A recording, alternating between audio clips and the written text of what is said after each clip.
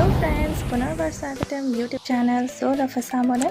আজিৰ ভিডিঅ'টোত আপোনালোকৰ বাবে লৈ আহিছোঁ কেনেদৰে ঘৰতে নেচাৰেল ৱেট বগা, উজ্জ্বল আৰু গ্লোয়িং চেহেৰা এটা পাব পাৰি। এই ৰেমেডিটো গৰম দিনৰ বাবে যথেষ্ট উপকাৰী আৰু দৰকাৰী হয়।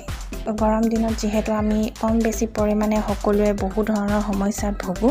ইয়াৰ ভিতৰতে হৈছে এটা আমাৰ ছালৰ সমস্যা।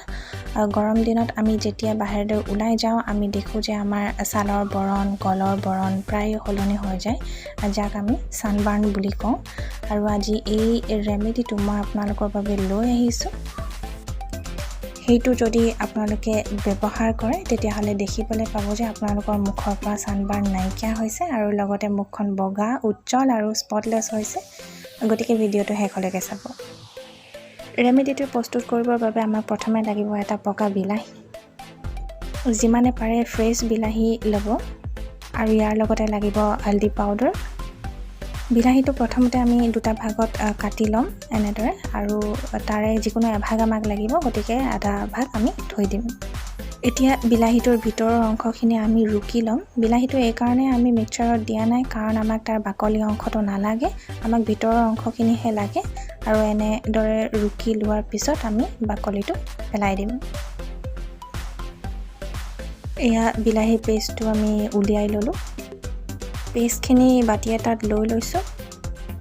বিলাহীটো যিহেতু সৰু আছিল সেইকাৰণে খুব কম পৰিমাণে পেষ্ট ওলাইছে। আপোনালোকৰ বিলাহী চাইজৰ ওপৰত ডিপেণ্ড কৰিব সেইটো কিমান ডাঙৰ, তো নিজে চাই ল'ব কিমান ডাঙৰ লাগে বা কিমান সৰু লাগে। এতিয়া আমি পেষ্টখিনিত অলপমান নিমখ লৈ লৈছোঁ আৰু লগতে দিছোঁ অলপমান হালধি পাউডাৰ। নিমখ আমি এইকাৰণেই ব্যৱহাৰ কৰিছোঁ কিয়নো নিমখে আমাৰ স্কিনত থকা যোনবোৰ ডেড চেল সেইবোৰ ৰিমুভ কৰাত সহায় কৰে আৰু যোনবোৰ অপেন প'ৰ্ছ থাকে সেইবোৰ বন্ধ কৰি দিয়াত সহায় কৰে। এতিয়া ইয়াত দিম অলপমান এল'ভেৰা জেল। এতিয়া গোটেই মিশ্ৰণখিনি আমি ভালদৰে মিক্স কৰি ল'ম আৰু লগতে দিম 1 চামুচ বেচন। আকৌ মিশ্ৰণখিনি ভালদৰে মিহলি কৰি ল'ব। চাব যাতে পেষ্টটো স্মুথ হয়। ৰেমেডিটোত থকা গোটেই বস্তুখিনিয়ে নেচাৰেল হয়, ঘৰতে প্ৰায় ব্যৱহাৰ কৰিয়ে থকা হয় সকলো বস্তু। চাব যাতে পেষ্টটো যদি অলপ পানীয় টাইপৰ হৈছে তেতিয়াহ'লে আকৌ অলপমান বেচন দি দিব যাতে পেষ্টটো ডাঠ হৈ যায়। বেচন অইলি স্কিনৰ বাবে খুবেই ভাল হয় আৰু হালধিয়ে স্কিনত থকা ক'লা বৰণ যিটো সেইটো আঁতৰাত সহায় কৰে। এয়া আমাৰ পেষ্টটো ৰেডি হৈছে। এতিয়া অলপমান পেষ্ট এনেদৰে হাতত লৈ আমি এনেদৰে মুখত লগাই দিব লাগিব। লগাওঁতে দুটামান কথা মনত ৰাখিব যে পেষ্টটো মাত্ৰ 10 বা 15 মিনিটৰ বাবেহে লগাই ৰাখিব লাগে আৰু সপ্তাহত আমি ইয়াক এবাৰহে ব্যৱহাৰ কৰিব লাগে।